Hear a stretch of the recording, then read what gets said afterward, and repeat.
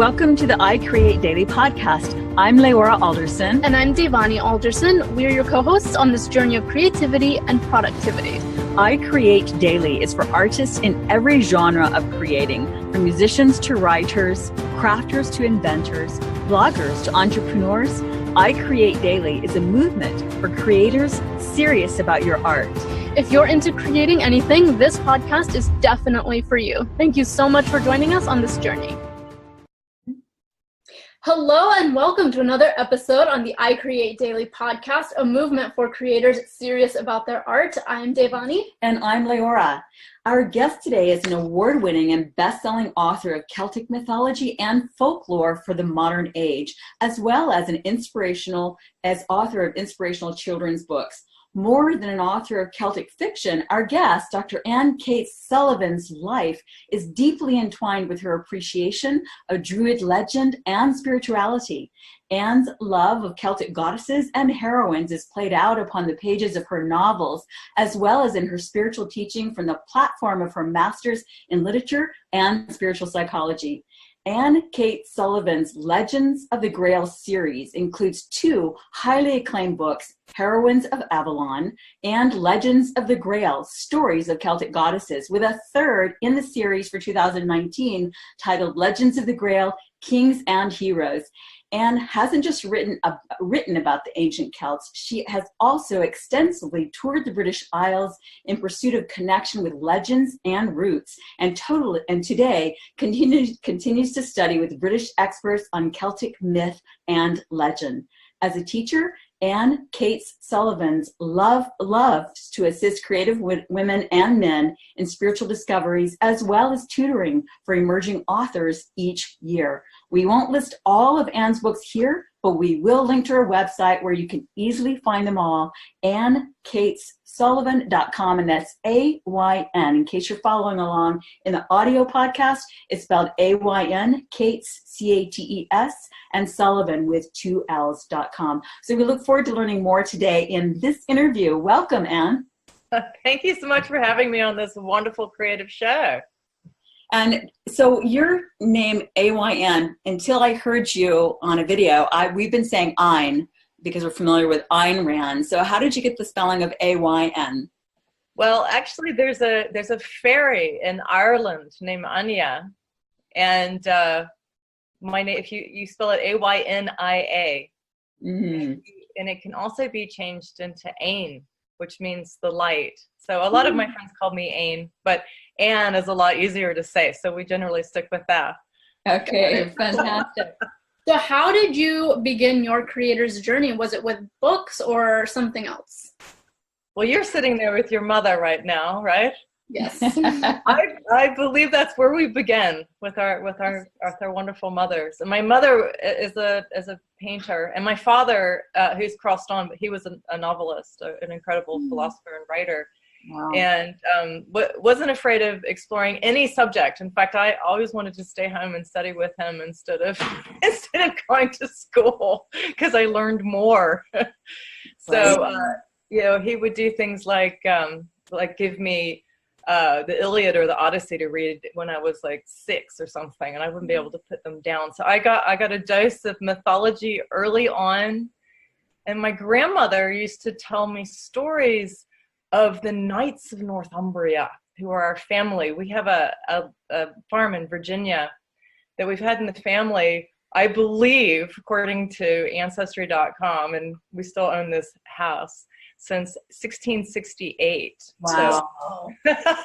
So the Knights of Northumbria were given this land grant, I believe, and so I had to go to Bamborough.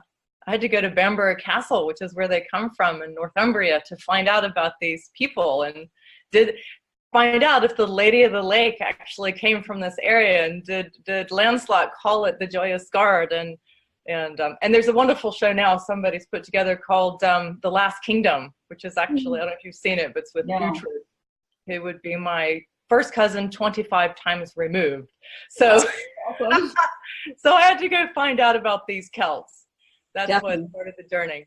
Yeah. Well, and we'll definitely look up that show. It sounds good. So is it is it pretty well done in your opinion? It's the same people that did Downton Abbey, so it's quite historical. The costumes are fantastic. Of course, I love Uhtred the Bold, and I think they've done a very good job. Obviously, it's very violent, but that was the time period. Right. So they were called, the Knights of Northumbria for a reason. They were defending their borders, but they're wonderful characters. It works with the book I'm working on right now too, called Kings and Heroes. So. Okay, fun. So, so when is Kings and Heroes coming out? Do you know? I need to finish it. We're probably, actually, hopefully I'll finish it this year and it'll be out next year. Yeah, okay. That'll be the third book in the series and the third book in the Legends of the Grail series. Yeah. Okay, fantastic. Well, so you said you began with, it sounds like you had a very rich exposure early on to all these wonderful, fantastical legends and concepts and, you know, mental and spiritual explorations. How did you go from, you know, real life scenario in the modern day America into becoming, you know, basically where your passion and your interest and your inspiration becomes also a part of your creator's journey?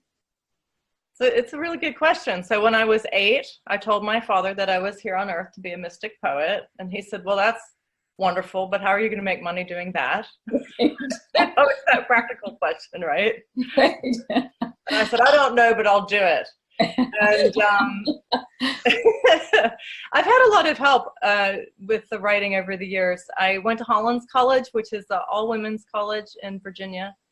It's now at Hollins University. And met incredible writers.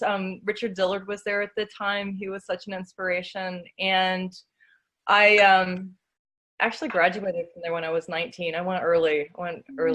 Nice. Was given a partial fellowship to Columbia University, to the master's program, the MFA program. And Joseph Brodsky was teaching there, and Derek Walcott and Stanley Kunis, these amazing writers, Susan Sontag. And then from there, I got an Overseas Research Award to King's College London. So I actually really, I mean, they said you can come, but you have to go collect the folklore of Lady Gregory. So I was given a stipend to wind up wandering around the west coast of Ireland. Wow, fantastic. That's awesome. I thought it would be packed. You know, I thought there'd be lots of people there just exploring the Irish literary renaissance, and nobody was there. I had to go like find guys on tractors and ask where sites were and try to get the sheep out of the road. That's amazing. I bet you had fun though. It was very fun. So that's actually through academia, but I've had sort of the red carpet rollout from that perspective. That, I mean, Ireland is still in this Renaissance period. They, you know, they want to know their own language and their own culture. They were kind of persecuted people for quite a long period of time, and there was a period when if you spoke Gaelic or you told any of the stories, you'd be killed. So it's just now, really, in the past 100 years, that people have been able to go back and remember the stories. And one thing I love about going to that area is that the Celtic women were so powerful. It was all about equality. You know, they weren't furniture like it might be in another culture, but you know, along the west of Ireland, we meet like Queen Maeve. And in that tradition, if a man wanted to be a king, he would have to make very good friends with Queen Maeve, because she would decide whether or not this would be the case. And so the stories of the goddesses of sovereignty are all through that area. And then you can also find them in Wales and along the coast of Cornwall and so forth. And so and then they emerge back into the Heroines of Avalon, which is the book I just brought out. Right. So right. They're exciting stories for our times. Definitely. So there you are, you know, you're on this stipend academic kind of trip to explore. Where and when did you get the idea of beginning to write the stories? And is that where your creator's journey began? Well, I did my doctorate, which is in England. It's not such an easy thing to do. I think at the time I remember hearing it's like 1% of the population gets to go, and then there's a 50% failure rate. And to actually pass was quite a big deal. So, and I didn't pass at first. It really took me a while. I had to really, it's a wonderful training in a way, because I really had to learn to footnote. I had to make sure that my references were accurate. So I have this wild imagination, and I had to go to Oxford, and I had to go to Trinity College, and I had to go to Emory University and New York Public Library. At the time, there wasn't Google. You actually went to these places. Right. And I had to make sure that these wild, fantastic stories that I was coming up with were in some way related to what had been told. And so it was a mixture of rambling houses where you're not footnoting anything, you're just having a great time, and going through Lady Gregory's diaries and journals and so forth, and footnoting. So I eventually jumped all the hoops and got through. And there's something to that. There's something to sort of left brain, right brain. To one thing I really had to learn was not to write and edit at the same time. That was one thing that was really important. So I really divide that.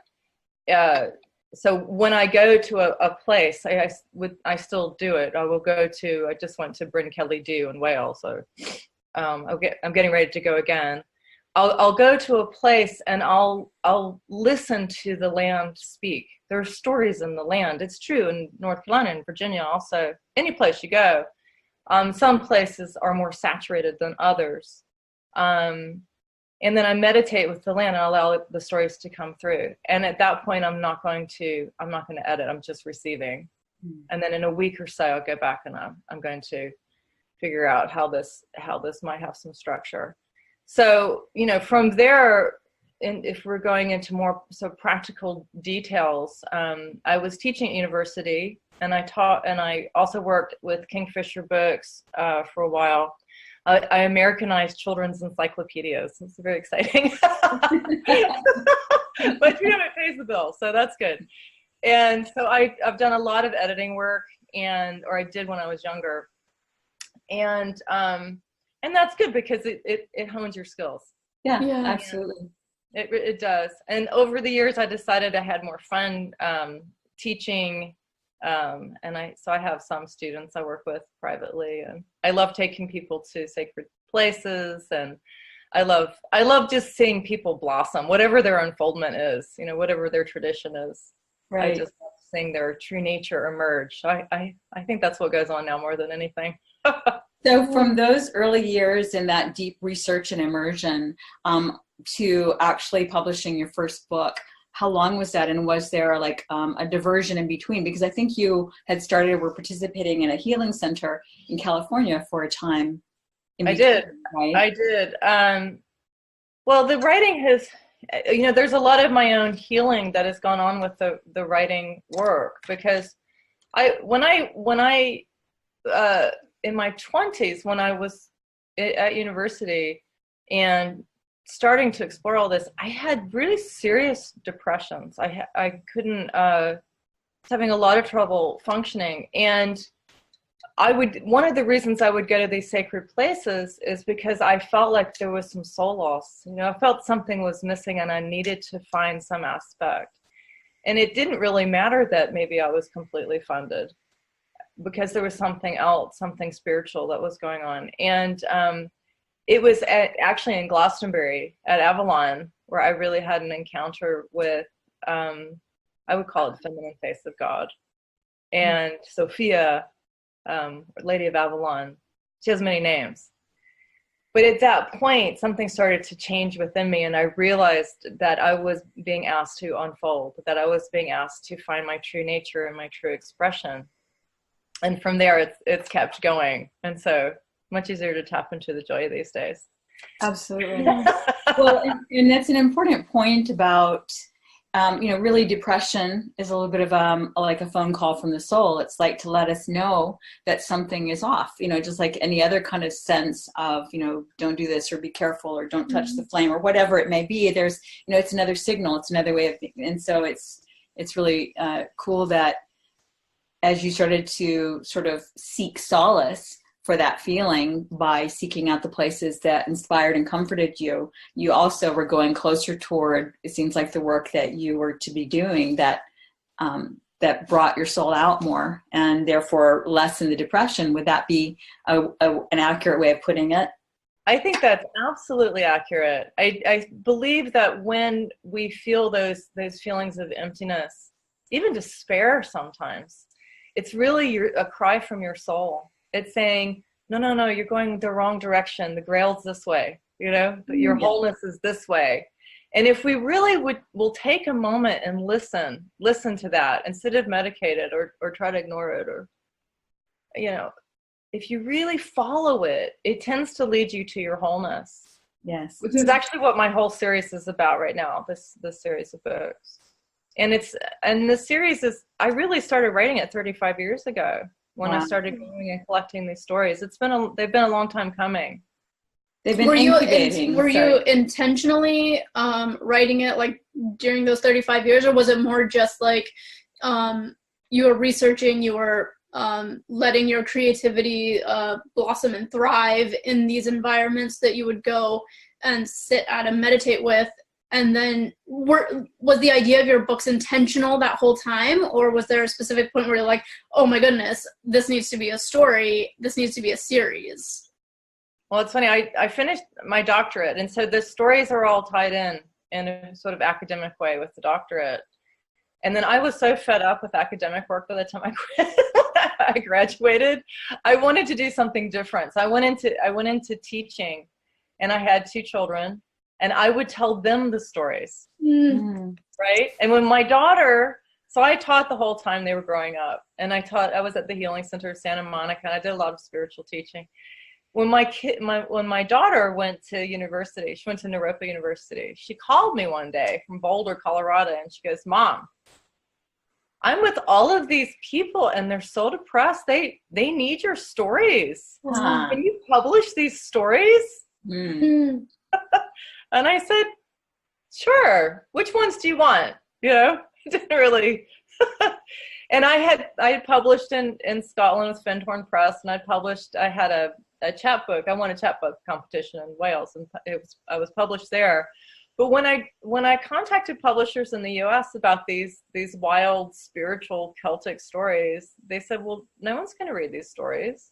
And I said, "Well, I've got children's books too. They're very spiritual, uplifting children's stories." And they said, "Nobody wants these stories. Nobody wants your folklore." So after 100 rejections, I went, and it was interesting because I was pretty used to just being picked up. When I was, the experience I'd had before was, of course we'll publish it. Of course, the publishing world has changed. That's part of it. So I said, well, I think I'll just start my own publishing company. So I started Infinite Light Publishing. And I come in, how things come together and they just work. I come in, and my friend Belle Ducray is sitting on my daughter's bed weeping. And I thought something terrible had happened. And I said, what's going on, Belle? And she goes, I just read a story of becoming, and it's so beautiful. Can I illustrate it? Oh, wonderful. That's this book, right? The Story of Becoming. Can you see it? The Story of Becoming? Beautiful, yeah. Wow. So I said, and my kids had illustrated it at the time with little stick figures. So she did these beautiful drawings, and it's not industry standard. It's 80 pages. You're supposed to be 32 pages. No, we're 80 pages. You're supposed to anyway, we did everything that you're not supposed to do. It sold 250,000 ebooks. So it's still a bestseller in the spiritual division on Amazon. So I realized that it's not actually true that people. No, so what year were the publishers, or what approximate years were the publishers telling you that? Let's see. So that was 2012. And according to the Mayans, in 2012 was the first time that the feminine energy has really been able to express itself on Earth. And there does seem to be some truth to that. So Belle illustrated this 2013. We brought it out in 2014. 2015, it won 18 literary awards. Fantastic. Amazing. Yeah. So that was good. Well, yeah, go ahead. No, sorry, go ahead. And there are two other children's books too. They're called the Sparkle series, and it's about finding the spark within yourself. I love that. And so it's what I was going to say. Part of the reason I asked that is, like, when our kids were little, I was always looking for books like that. I mean, those are the kind I was looking for and was hard to find. Yeah. So, so I'm really, and I guess, yes and no, I'm not surprised and not surprised, because traditional publishing, maybe they're not even aware. Maybe people are not aware that they may be looking for something like that. But to really encourage children to recognize, like the spiritual side of life in that way, from the standpoint of the spark within themselves. I love that that's the name of your series as well. Yeah, and it's so funny because I feel like kids would almost accept something like that the most, just because we have like no preconceived notions of life yet, so and as kids and then young adults, we love fantasy so much. And what is fantasy but some imagined spiritual place that somebody has thought up on their own, like well, so and of course, strange that people would turn it down. And remember, they turned down J.K. Rowling's too, so magical. They clearly know what they're doing and what sells. Right? Exactly. Well, I mean, I love it when I take it to schools, when I go to schools and I read, and some kids will just go, "That was the best book ever." Yeah.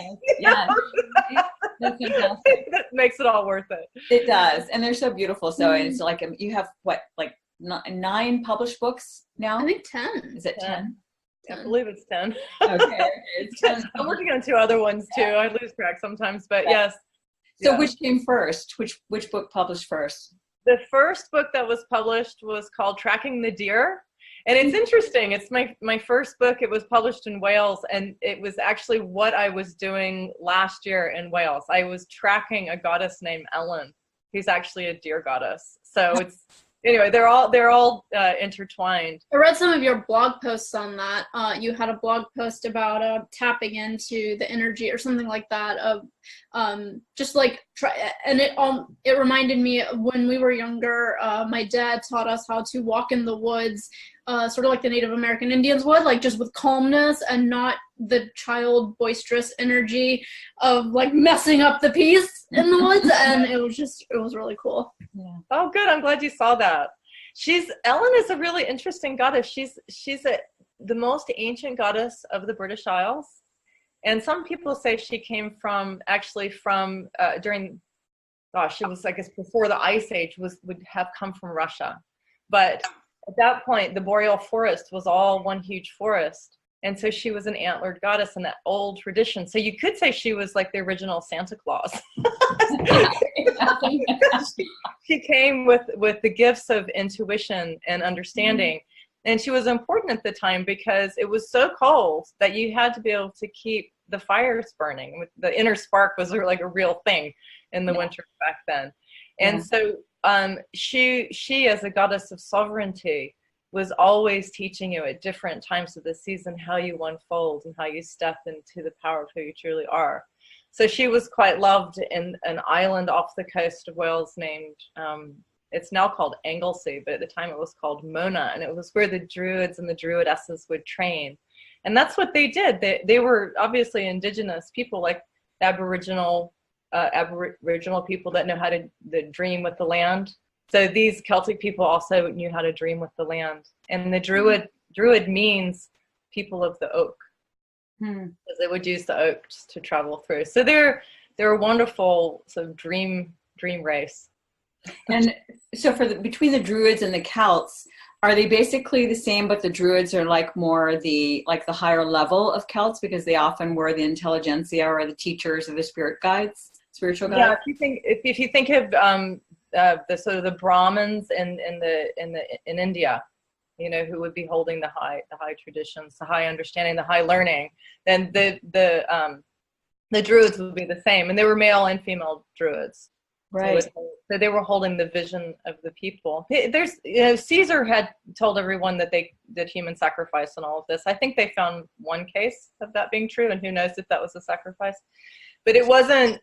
They were really the people who knew how to dream. They understood the liminal places, how to walk to the sea, so that you could go into in folktale, in Irish folktale, there are these wonderful places under the sea called Tirnaban, which is the land of women, Tirnanog.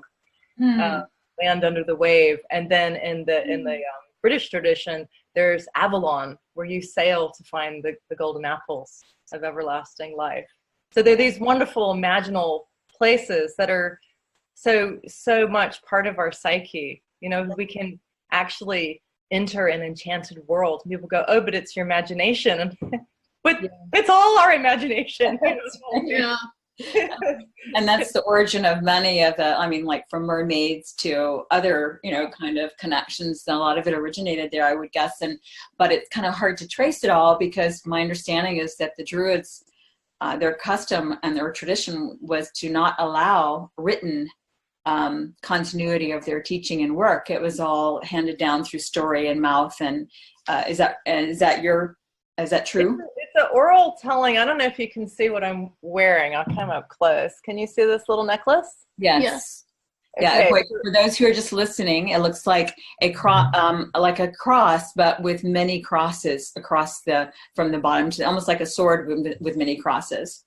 So it says in an old Irish, gra, which means love, and it's the language of the trees. So it looks like, if you read the word, it looks like agam, but you say oam. And so they did have this ancient language of the trees. So that's one way you can go. So I've been to the old, if you looked at some of my blog posts, sometimes you'll see I'm out on the Bear Peninsula at the home of the Cailleach, where, you know, maybe there's a huge old Ogham stone. So you can find that. But no, a lot of the myths and legends are alive because the monks and priests wrote them down. And you know, around the 5th century, a lot of things were written down. So we have to thank actually St. Patrick for that in Ireland. So yeah, nice that they wrote them down instead of getting rid of them, since it was sort of like an opposing religion, right? Well, it was interesting because in the early days, in the Celtic church, I think they really understood each other. They, you know, there's the sun god Lu, who's the god of light. And then there's Christ, who's a sun god. So they just blended these traditions, and they were actually pretty lovely at the time because they hadn't ousted anyone.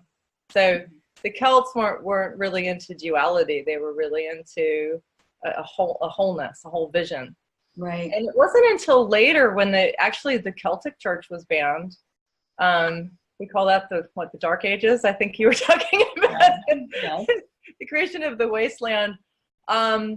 When it became illegal to have your own personal experience. You weren't allowed to do that.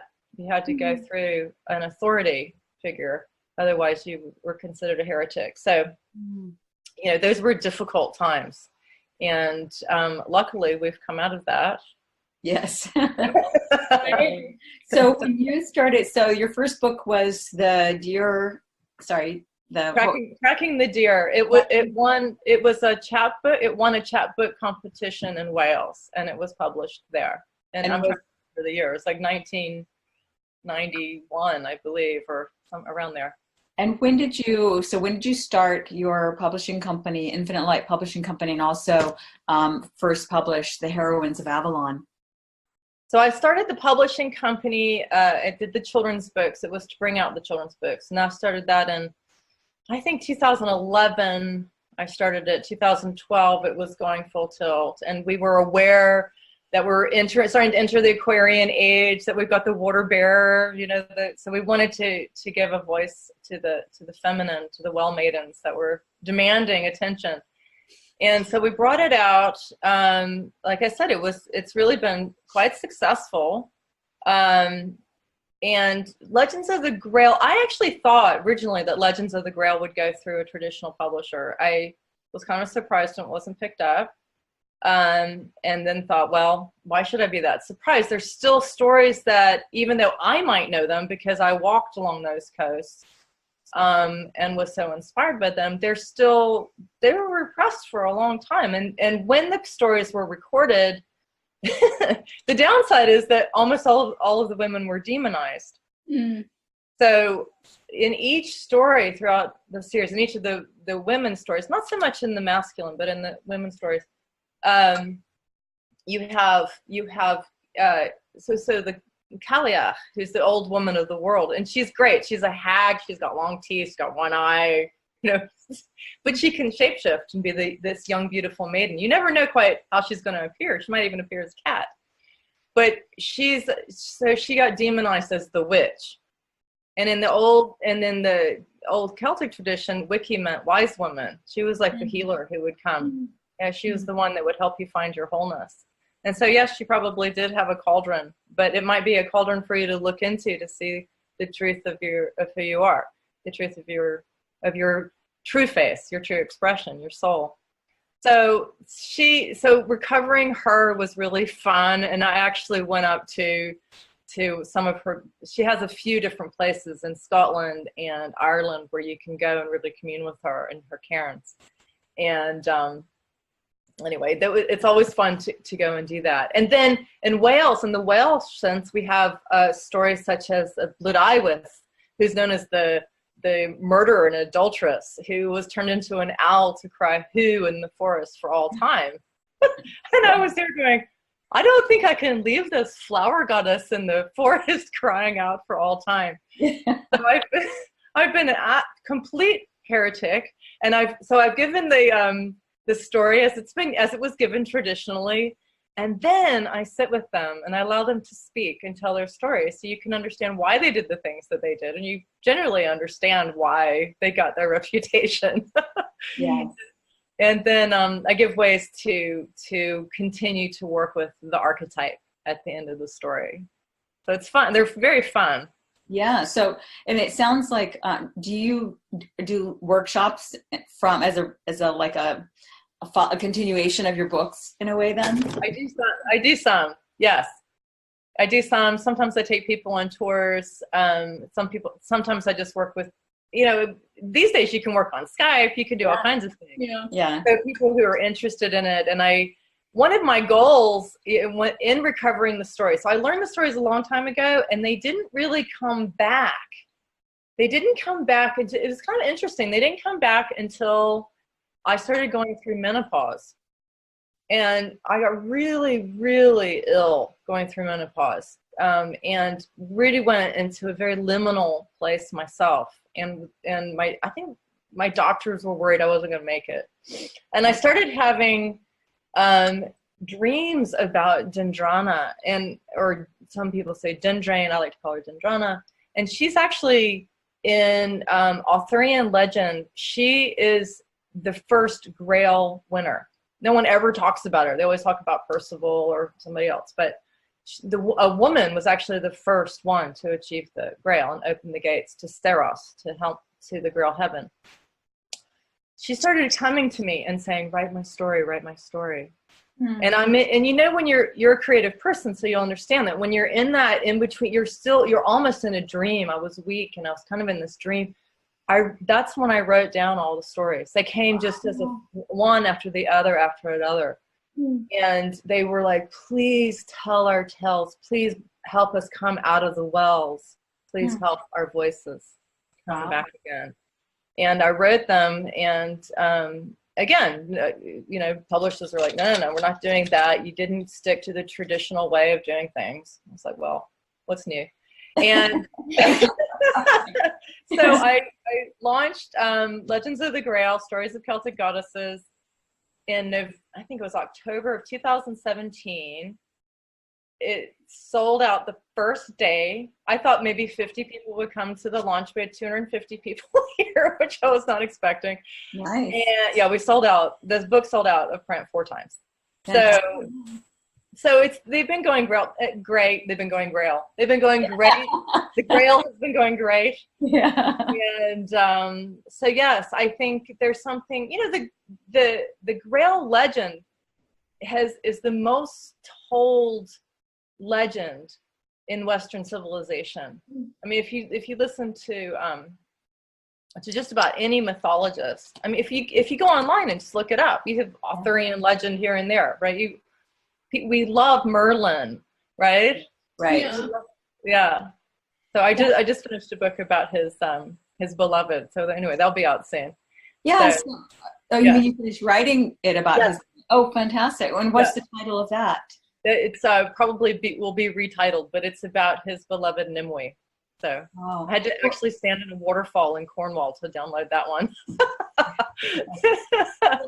Well, You've been on some wild adventures just to write your books. Yeah, that's to research really it. cool. I mean, that's why it's so cool that you're writing these, because there's such an immersion in your own psyche and how you think about the world and spirituality and such. And well, I think what's really amazing, and we were talking to somebody else the other day who also, a lot of his art comes from his meditations and just sitting and, feeling that energy. But I think what's really cool about creativity in general and the way you're going about it is just that now is a time where so many people are looking for alternative stories, alternative ways to view life, just life in general. So they're looking toward these resources that offer different perspectives than what they've been told. So it's just really cool. I'm glad you kept publishing, even though all those publishers were like, nope, that's not going to sell. And you kept going. Yeah, and I get the traditional publisher mindset, and it's like certain formulas, formulaic. It's got to fit this formula for it to work. And yet the other side of me that just like is baffled is because the King Arthur legends, and like you said, Merlin, they're just so deeply etched in our psyche that I think we all love them and have always loved them. And that's why there's so many Lancelot, Arthur, stories basically. And so, it would seem to me that these would be in demand, and hopefully there will be. They clearly are. Yeah, not to the traditional publishers. and that they would be increasingly so. And hopefully, I wouldn't be surprised if you have your sights set on, wouldn't it be great to see it on the big screen, right? Sure. Oh, they're big, marvelous movies. I mean, if you can imagine, the Legends of the Grail begins with a story from the Labor Gabála. The Labor Gabála was the original, for a long time, was considered the history of Ireland. It's not considered myth. So it starts with this woman named Caesar. And Caesar was the granddaughter of Noah, but she was in the wrong lineage. She wasn't in the lineage of Abel. She was in the lineage of Cain. So when Noah built the ark, he said she wasn't allowed to board. Now, the thing with Caesar is that she had wild hair and visions, and she knew that this flood was going to happen. So she said, well, I guess I'll just build my own ark and put my friends on it and my herd of horses, which she does. And she set sail to Ireland. And so in the middle of this wild, dark sea, the goddess of Ireland, Eru, comes and grabs the ship and brings her ashore. So in the Labor Gabála, this woman, this feisty woman, is the first woman to set foot on the Irish shore. And I think that's one reason that those in the Western world there, the women are so ferocious. They have a long history. Yeah.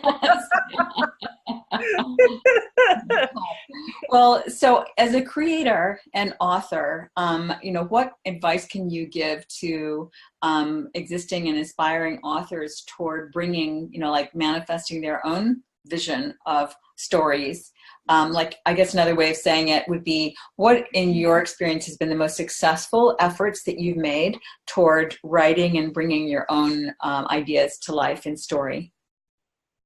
I don't do anything the way that you're supposed to. Okay. I don't know if that's entirely true. I jumped the hoops for my master's and doctorate the way you're supposed to. In my 20s, I did that. And after that, my tutors would say, don't write fiction. You won't find success that way. Don't write poetry. And but the thing is, that's what really lives in my heart, and that's what really inspires me. And so when I start to come out of the dream world in the morning, I'm still merged with that other world. I write just what's coming to me from the characters that live with me in those other worlds, and it inspires me. I get up every day. I feel like I'm attuned to the earth, to the stars, to the seas, so I think finding your personal vision and following what's in your heart is really important. On the Grail quest, they always say the most important thing is to ask the right questions, because then the next part of your story opens up. Nice. That's a good one. So of all the things that you do to help sell your books and get the work out there and get them discovered, such as podcast interviews and all the other, what things are the most productive for you towards selling more books and getting your work out there? I have found over the years, I've made a lot of friendships with distributors. So distributors really help here in the UK. So finding those people. And so I've been to a lot of book fairs like BEA, and I go to the London Book Fair. You can go to the Frankfurt, Bologna book fairs and just talk to people. I have foreign rights agents. So foreign rights agents are really good too, because even if maybe an American publisher is not picking it up, maybe someone in, say, Finland or Spain or somewhere wants your story. So that helps financially. Podcasts, sometimes I'll do a radio show and 200 books will sell after the show. Wow. So that can be really, really helpful. So, so I think, in a way it's word of mouth, but in a way it's just believing in yourself and just going. And every time that there was a children's event at the museum the other week, so I went and did that, and we're going to have one at a coffee house. And even if 2 people show up or 3 people, you might have 400 people, you don't know. But just to show up and share what inspires you, To just be willing to get out there and share the story whenever there's an opportunity, as well as to seek the opportunities. You mentioned the foreign rights. That's a really good point and a good strategy. What would you, how would somebody go about connecting with a foreign rights agent? Oh, you can do it online. Hang on one second. You can go online and find people, or you can get an artist and writer's yearbook to find people. But I find it's best if you meet people in person. Mm-hmm. And so that's why I go to the big fairs. And well, the thing that's probably helped me the most that I didn't mention is award ceremonies. So I've won, in the past few years, I've won 36 literary awards. Fantastic. Wow. And that really helps, because my book is winning, against other books that were chosen over mine at publishing houses. So that's kind of interesting, So how do you get submitted for those awards? Like, in order for your book to be considered, is that a submission process? Yes, you have to go through, you have to look at the genres and categories. You can Google it, or you can look in a writer's and artist yearbook to see which are the best awards for your book. So if independently published books are usually in different award ceremonies than traditionally published books, but not all the time. They're events award ceremonies like Nautilus. Nautilus is a really great one. It's one of my favorites. The Independent Book Publishers, IBPA, has a great award ceremony. Benjamin Franklin Awards. Then you have, then some states will have their own too. Like SIPA has the Evie Awards, and actually Legends of the Grail won all 4 fiction categories there last year. So that was good. Yeah. I was not expecting that. That was super. What are some, IBPA, if you're an independently published author, I would say join them. Because they have a lot of information. They're great people. They're not trying to rip you off. They have services if you want to join. So other things. Getting people to review your books are really good, especially if they'll go on Amazon and get an ebook copy and then do a verified purchase review. I try to get 50 reviews for my books, and it's hard because they're not supposed to be your friends. So right. So you have to do a big outreach for that. Sometimes you have to have a giveaway or something. You give like maybe pre-launch books away, and if somebody will write a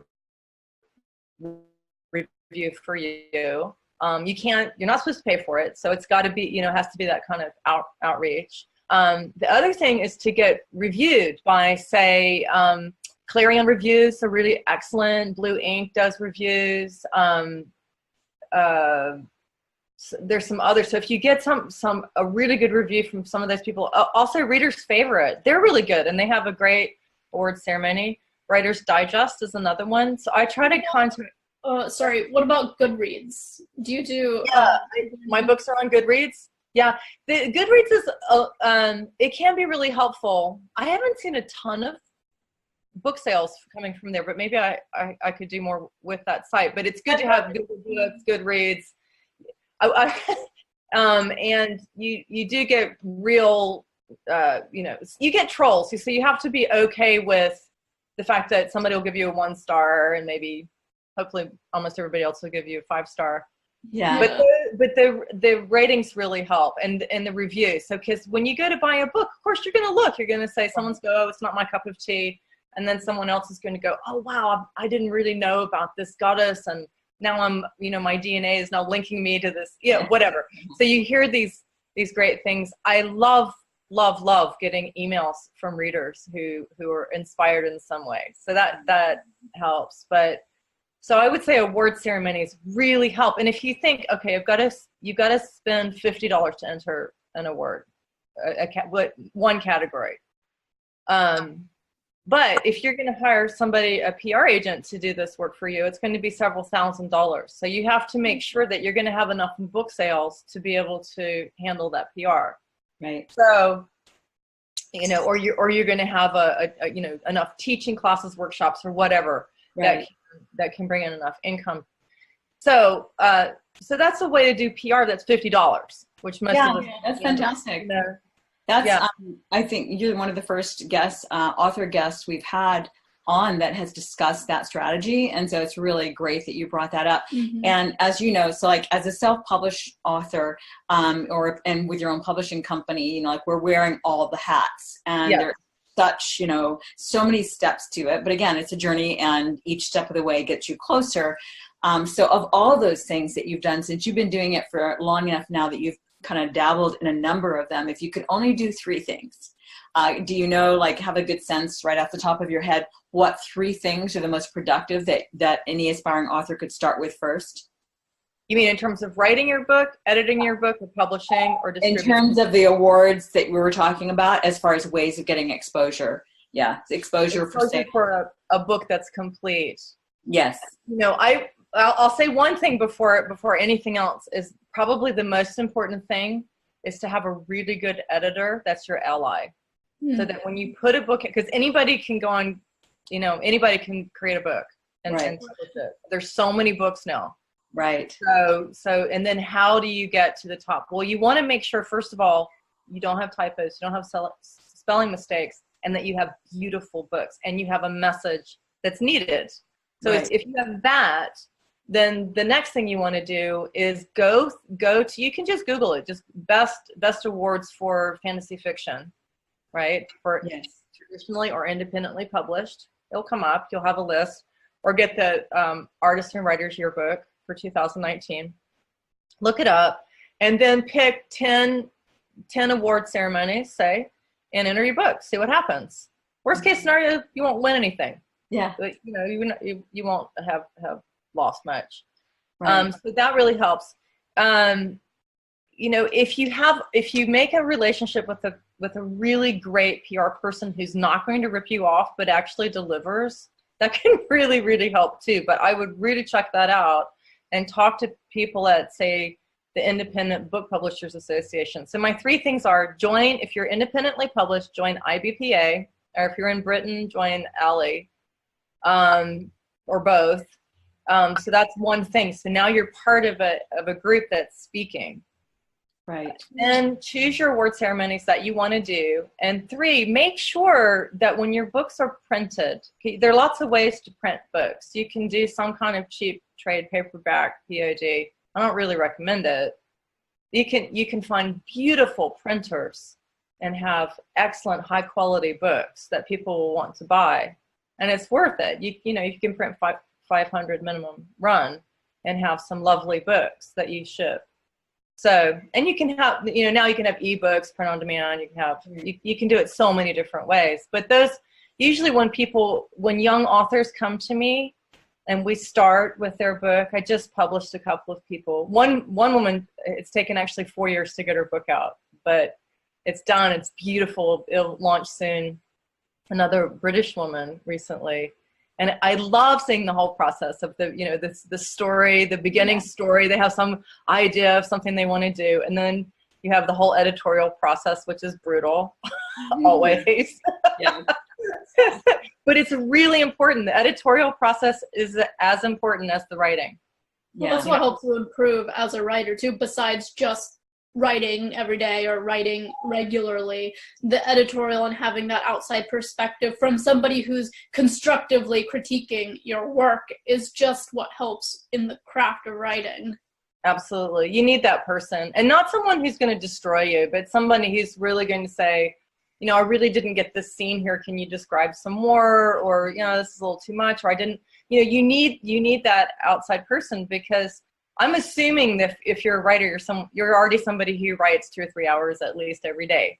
Right. So that's, you actually have to move your fingers or your pen. You know?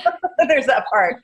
But if you have that down, you know, it's a lot of it's just being steadfast and being willing to hang in there. And probably the biggest thing is being willing to handle criticism and rejection. Yeah. And stay sparkly and happy no matter what. Right. Well, and here's the thing. It's far better to get that from an editor in the process of refining your work and your writing than to get a book out there and get bad reviews and have it sit there and never sell. So because that's like your first impression, especially if it's your first published book ever. That's like your first impression, and people, if they remember, well, your first book kind of just sucked because you didn't do that work ahead of time, even if it took several years, then it's hard to recover from that. It is hard to recover. You can, but you can recover, but it's hard. It's better just to get it right. Yeah, absolutely. And even if you have a fantastic, beautiful book that you know, you're still going to get some criticism. Right. But at least if you really believe in your book and you believe in your product, and to you it's really a gift to humanity, and it's something you want to leave your children, then do it. Yeah. Well, you mentioned about PR and working with PR people. Have you worked with PR people, and what are some of the things you would recommend to look out for or ask PR people so you know that this is somebody who would actually get behind your work and help you, as opposed to just being a waste of time and money? It's a tricky thing, because, you know, everybody wants to be a famous author, and everybody I've ever met has a children's story. So, and then there's some people who are actually workers who will complete this and do it and follow through. Good point. Yeah. Now the thing with PR people is that everyone's trying to make money, and so they'll say, "Oh, if you give me $5,000, if you give me $12,000, if you give me whatever, I'll make sure that you have a meeting with some great publisher," and most of it's bogus. And so you have to be really careful. You have to really sift through people and find out who's real. That's why I said join IBPA. Yeah. Because the people that I've met through there have been great. I mean, I don't know if all of them are great, but they've been really good. I love Jackie LePan, for instance. She's marvelous. And she's real. And there's some others that I won't mention that I wouldn't work with, but they're not part of IBPA. Right. So just be careful, you know, just because someone says, oh, you're going to have, if you work with me, you're going to have a best-selling book, it might or might not be true. Right. So yeah. Do you, you mentioned some of your authors that you've taken to print. Are you actively accepting new author applicants for your publishing company? Well, I'm in the process of moving Infinite Light Publishing from California to Virginia. So this year we're closed. Okay. But while that's happening, I'm still working with authors who are writing their books. And I'm helping them. You can still self-publish with, you know, you don't have to be through my company. Right. So I still help writers who are coming up with ideas and who are publishing their books. And I do some of that. Okay. Well, before we let you go, could you show us your beautiful books? Could you just show them to the those who are seeing this on video? For those who are not, we'll put the links in the show notes. Here's Heroines of Avalon. Beautiful. Can you see the rabbit? Yes, beautiful. And this one, it does have lovely illustrations done by Velcro Ducray. and they're in black and white, but you can see this is the goddess Erin Rude. And so there's some lovely illustrations. And oh gosh, we didn't even ask you about how did you collaborate? So how does that work? What is the author illustrator collaboration like generally? Because we have a lot of both in our community, and I'm sure over time that there will be collaborations. What is that arrangement typically? Do you know? I mean, well, I've been really lucky with Belle. I mentioned earlier in the show that that with this book, A Story of Becoming, which is our first like big success. Let's see if I can find a great picture in here. So this is one of her full color illustrations. Wow, beautiful. Oh wow, it's a human form in the tree trunk. That's lovely. Yeah, she's an incredible artist, and she got my vision, absolutely got my vision. Here's another one. So of the golden apple tree. Yeah. This book is related to the Avalon and the place of the golden apple. So anyway, so she just wanted to be my illustrator. So we worked out, I pay her per illustration. And you know, it's something you got to figure out what, you know, how it financially will work out. And then she just completely dedicated herself to 7 of my books. Wow, fantastic. So, and doing a children's book is much more, you know, than. Right. And it's really finding the person who can see your vision or just catches it, and they know that, you know, that like they just understand it and they get it. And they already knew each other. They already had a synchronicity, you know, like and compatibility. So that I think that would be really relatively easy for writers and artists to make that connection, to know who they connect with and who they don't, even before they get started. And I really like the model. We were talking about that just yesterday, Devani and I, that it just makes sense. It's easier, I think, for in the beginning for an author and for the writer and illustrator, for the writer to just go ahead and pay the illustrator up front for all the paintings, because it's really hard to track all the commissions and the percentages of profit, especially after advertising and all the overhead that's a part of publishing. So yeah, that's a good. Well, what's cool about that too is then you have 2 people championing a project. You know, true. You have the illustrator, because they want to add it to their portfolio anyway, regardless of if it's like it could be royalties, they could have been just straight up commissioned to do the project. But it's always helpful to have like those extra people who are part of your project saying, hey, we did this thing and this collaborative effort and you should check it out. It was so true, because when, like with Legends of the Grail, my friend Belle started reading them, she said, oh my gosh, these stories are amazing. And I said, you know, no, none of the publishers want them. She goes, why? I want them. You know, so these, you know, we'd have these synchronicities, and then I would go to her house and she'd say, look, I have this drawing. This is so-and-so. And so she really kept me inspired during the whole project. Actually, she'd be great to have on your show, you know, to talk about. Yeah, we'd love to. She's an interior designer, but what she always wanted to be was an illustrator, and it just happened. Wow, that's amazing. I don't know how many awards now as an illustrator. She's doing incredibly well. Wow, that's fantastic. We'll get her contact information from you, because we'd definitely like to interview her. Can we see the second book as well? So I showed you Heroines of Avalon. So this one's Legends of the Grail. This is the first book in the series, Legends of the Grail, Stories of Celtic Goddesses. Okay. And in my version, the Grail, the Holy Grail, is the feminine. We're going in search of the feminine that has been lost. Wonderful. So each story actually has a picture that Belle did, an amazing picture of a Grail. And then hopefully soon we'll have cards. But anyway, so each one will have a Grail, and that's the cup that we're sipping from each goddess. So, so I hope some of that helps and inspires. And it definitely. And you said that you respond and you love to hear from your readers.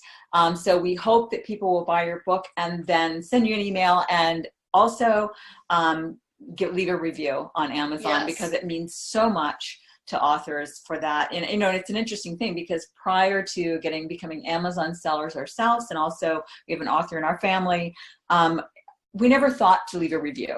I mean, it was just an extra thing to do that we just never did. We read them though. Actually, Dad did. Your dad did, right? And he reads them, would always read the reviews. I never paid attention until I discovered that, hey, it's, it might be a good idea to do that. But the point is now it's in our consciousness. But I think for many people, it still isn't. It's just something they don't think about. And yet it makes all the difference for a writer as far as, like you said, sort of like, it's like, the seal of approval from the public. And it doesn't, not having the reviews doesn't necessarily mean it's not a good book. It just means that they haven't had any kind of marketing behind the book and asking people to leave reviews that the next book might have had, typically. Yeah, that's really true. You have to make sure you get your genre right. That really helps too. And then what will happen is if you get 50, I think it's over 20, but definitely if you get 50 5-star reviews, your ranking goes way up. Right. And then people will see your book. And so it really, really helps with sales when you do that. Definitely. Well, Anne, thank you so much for spending this time with us. We kept you over because we had so much fun with you, and you shared such wonderful nuggets of wisdom as well as inspiration and intrigue for our audience. Do you have any final, what is your email if people want to write to you? Oh, my email is my first name, AYN, @infinitelightpublishing.com. Okay. And again, we'll put that in the show notes as well for anyone who's driving or jogging or whatever during this episode. Do you have anything else you want to say before we go? On the Grail quest, which I've been on for 35 years now. So on the Grail quest, we achieve our wholeness when we ask the right questions. That's what we've been doing here, but when we keep asking questions, when we keep discovering more and more, when we keep that wondrous child within ourselves and we are able to enter the enchanted worlds, life is wonderful. Yes. Wonderful. Love that. Thank you so much. Thank you. Thank you. Okay. Bye-bye. Bye. Thanks so much for joining us for the I Create Daily podcast. Please let us know what creatives you would like us to interview and what topics you would be interested in hearing more about. And if you enjoyed this show, please leave a review on iTunes. We value your feedback. We read all the reviews, and it just helps us get the word out on the I Create Daily podcast. Thank you so much. Thanks so much.